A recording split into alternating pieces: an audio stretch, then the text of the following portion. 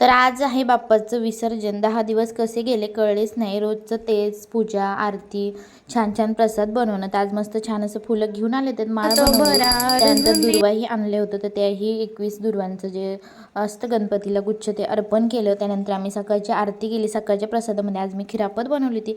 त्यानंतर छान असं गणपती बाप्पासाठी नैवेद्य बनवला. आणि पिल्लू बघा, देव बाप्पा चालले, नाही जाऊ द्यायचं देव बाप्पाला, आपल्या घरीच ठेवायचं आता. बापरे बापरे बापरे.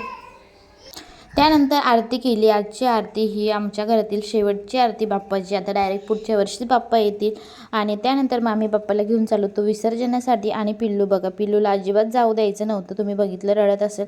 आणि तो इतका इमोशनल झाला ना, त्याचा चेहरा एकदम उतरून गेला. आणि सगळ्यांनाच बाप्पाला निरोप देताना डोळे हे पाणवतातच, कारण इतके छान दिवस असतात बाप्पा आल्यानंतर घरामध्ये. तर गणपती बाप्पा मोरया, पुढच्या वर्षी लवकर या.